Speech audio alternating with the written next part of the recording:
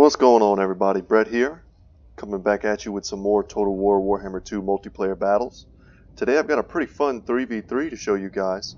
It was small funds, actually might have been less than small funds, so we didn't have a lot of gold, so we had to make very concise armies, and it led to a new layer of strategy which you don't get when you're just doing your standard 1v1 quick battles on ladder. So let me go ahead and we're going to put this in slow-mo so I can break down the armies, because they were quite interesting. And once again, small funds, so you have to take that into account in how you build your army. If you just lean heavily into one strategy and your allies don't do something well to complement that, you could end up overloading too heavily on one thing. And that's what I think our opponents did. And I'm going to go over their armies quickly because I think they are probably going to be the easiest to go over.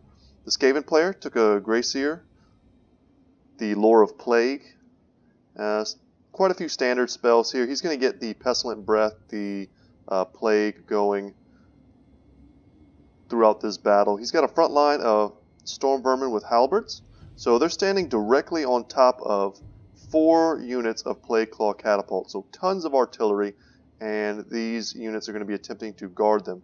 So we'll see how this formation pays out for him, keeping all of his units stacked one on top of the other. The opposing Count Noctilus here, he went super heavy with mortars, so 4 units of mortars plus Queen Bess and 2 of the Necrofex Colossi. No infantry whatsoever, so just tons of artillery, and they're relying very heavily on the Tomb King's player, who took Grand Hierophant Katep, who's essentially an artillery piece when he's on his mount. And he has no spells. No spells at all. So completely stripped down to be able to afford the Kepler Guard, the regenerating Tomb King's Tomb Guard Regiment of Renown. These guys are anti-infantry. They mulch through light armored infantry. 2 Tomb Guards with Halberds, so very stalwart forces here in the front lines, guarding all of this artillery. 1 Bone Giant, another artillery piece, and they are decimating this this poor spearman unit. And these guys have decent range, and they fire magic damage, and are not bad in melee, kind of the same with the Necrofex Colossi. So our opponent and I took a very similar suite of spells, so when I go over mine, you'll pretty much know what I took. And then in the back row here, very important, 3 units of standard Ushabti, so heavy armor piercing, heavily armored monstrous infantry. And these guys are going to do work no matter what in any battle. So my allies here went very wide, which I was appreciative of because I took kind of a well-balanced army. And so the Empire player here has a huge front line of swordsmen. So 6 swordsmen in the front and 1 spearman unit with shields off into the flank. He has grenade launchers, outriders, hidden here in the forest. We can take a look at these guys with their little mini cannons that they carry in their laps. Going to get some good damage off on these units versus Tomb Guard and the Vampire Coast. Anything that does fire damage or explosive damage or something like that is going to be very good against units that are weak against fire. He also has, let's see here, another group of the Outriders with the grenade launchers. So 3 in total, somewhat chevroned, and then the Zentler's Reichsguard, the Regiment of Renown Reichsguard unit, who do have Vanguard deploy and immune to psychology, as well as just having very powerful stats. Now you'll see here all of their artillery at this point is going directly into my mortar. So they've shut us down. They've shut down our artillery play, and they're forcing us to come to them, which is, I'm sure, exactly what they wanted. But as I mentioned in the beginning, they lean so heavily into their artillery play that they don't quite have enough of a front line perhaps to defend it all. So the Bretonnian player, and there it goes, it's just getting absolutely dumpstered by 4 units. So the Bretonnian player took a pretty cheap front line, 2 Battle Pilgrims, hardy anti-infantry units with pretty high leadership, and they are shielded, so if there were a lot of ranged units on the field, they would have been quite nice. 2 Spearmen at Arms on the flanks, and 2 units of the Peasant Bowmen with fire arrows. And this is kind of why I mentioned the fire aspect. And that's because these guys, if they're allowed to make it into combat before Queen Bess just obliterates them, they have lots of targets here. Lots of really good targets. And let's see, the Bretonnian player also took King Lewin up on Beaky, I think is how you would say his name in English, but his Royal Hippogriff. And he also has, oh Lord, what's it called? I think it's the, of course I'm not going to be able to click on him, but it's the, it's his item that he can activate to give himself, I think it's plus 40 magic and missile resistance. So it's a really powerful item. He also has regeneration and an ability that if he drops below 50% HP, he gives a map-wide buff to all of our armies. We also have a damsel with the lore of heavens. So I see there that she has the, I think it's called your Ryans or your Scion's Thunderbolt. Sorry if I'm messing that up for all you lore nerds out there. But it's very good at sniping out artillery pieces. So perhaps expecting Queen Bess and looking to snipe it with the Damsel of Heavens, not a bad move. And you'll also see here Grail Guardians, a unit you don't get to see very often nowadays in the meta. But these guys are super powerful. They deal magic damage, huge armor at 120.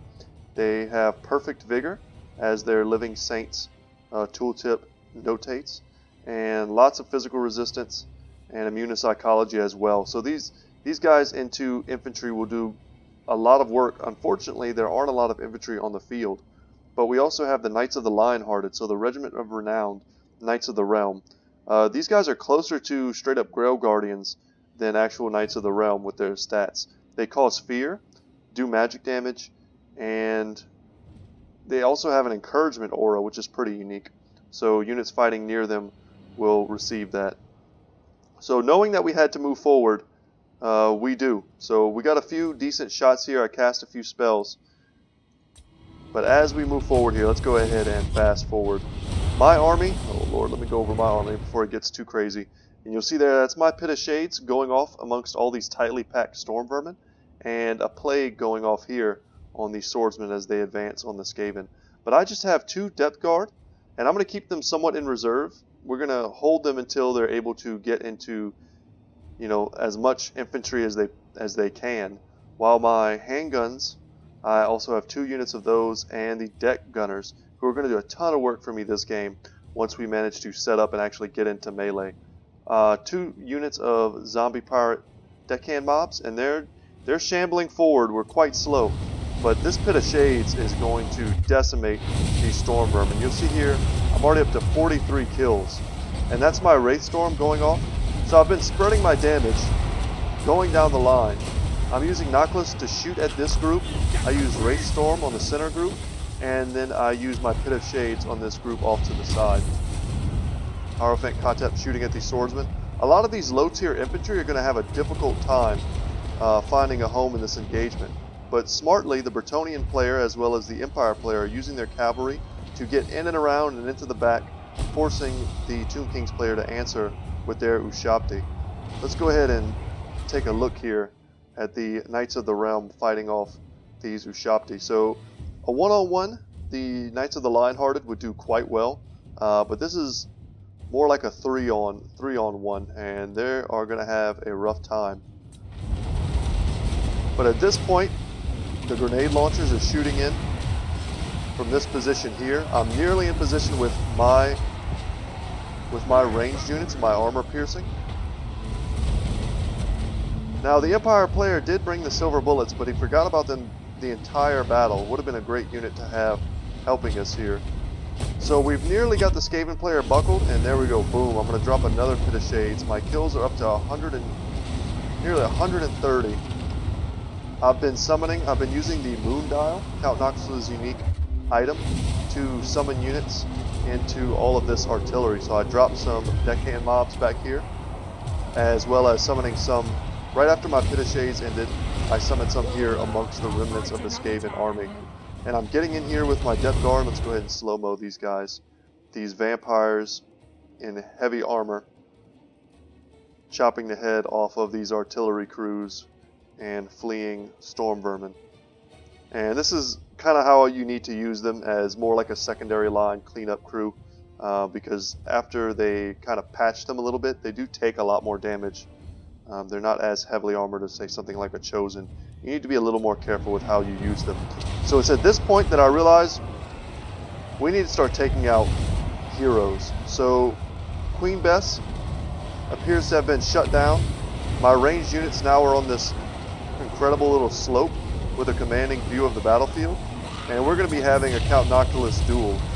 You see there, he drops below 50% HP, and he kind of spews forth a group of zombie pirate deckhand mobs. So we're taking turns shooting at each other. We each have indication of Nehek, so we're able to heal if we need to. But with the assistance of my deck gunners, they only have one kill, but that's because they've been prioritizing Count Noctilus ever since they've gotten into range. And my handguns are now firing on him as well. So with this much concentrated armor-piercing damage, we're just going to gun him down. And there he goes. So he still has a Necrofix Colossus here in the background shooting, paired up with this Bone Giant, and they're being protected by some Tomb Guards. You see there the Thunderbolt went down on the Tomb Guard. But now we've changed our target, and we're going to be blasting Grand Hierophant Katep. And he is just not good. Wow, that was a beautiful shot. But he is not good at dealing with range damage.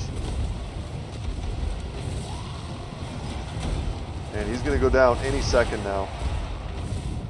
I summoned another unit of deckhand mobs on the remaining mortars.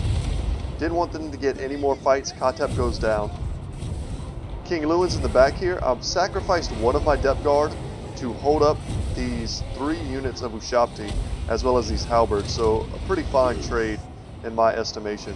And now we're turning all of our focus fire onto the Grey Seer. So we went down the line. We killed Noctilus, we killed Katep, and now we're going to focus down the Grey Seer. So with all of their leadership off the table, we're going to have free reign of this battlefield. And I've been using my secondary Wraith Storms. I think that was maybe my second one. And I've used it there on the Tomb Guards with Halberds, kind of recognizing them as the possible greatest threat left on the battlefield. The Necrofix Colossus here is crumbling. He drops a unit of deckhand mobs, and we're going to be taking our shots at him. There he goes. He is down. So the Bone Giant still has some ammunition left, up to 63 kills. The Peasant Bowmen with fire, nothing but good targets for them. The Empire players rallied their troops. Lots of swordsmen routing and returning. 2 units back here that weren't in the fight that probably could have been. But the Grail Guardians are getting in. Not who they're meant to fight, but at this point it doesn't really matter. The enemy is crumbling. King Lewin circles the battlefield. The Reichsguard, I'm not sure where they ran off to, but they did a good job early on at tying down lots of the enemy units. They probably got decimated by Ushabti or something like that at one point. And I did like the General of the Empire pick. Oh, here they are. Yeah, very, very heavily damaged. But I did like the General of the Empire pick here from the Empire player. Very cheap, completely stripped down, allows you to go very wide.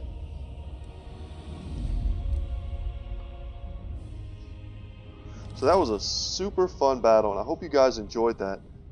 We brought the focus fire that we needed to take down all of the enemy lords and large targets. And our allies here, Blutdorn, he did a good job at swarming the front line, giving the opponents lots of pretty much useless targets to fire at. I mean, if you want to shoot at some swordsmen while we're decimating your 900 gold artillery, then that's a trade we'd certainly want to make. The silver bullets, the saddest silver bullets in the world. These guys are probably actually pretty lucky they stayed in the back. They got to be part of a victory. I'm sure they got a medal when they didn't actually have to participate. But these Outriders did a ton of work. They were chevroned when they went into the battle, I'm sure. So they didn't pick these up, but they got a lot of kills. They had a lot of good targets this battle.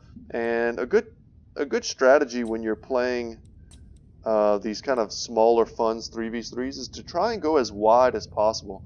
I have a lot of luck in these battles when I play something like Greenskins, and I take just a ton of Regiment of Renown Goblins, and those guys are super tough, super hard to break, and you can end up fielding an army sometimes twice as large as some of the more specialized armies that people try to take, like this. 4 artillery pieces. Let's say, sure, the Skaven player takes these 4 artillery pieces. This is his build.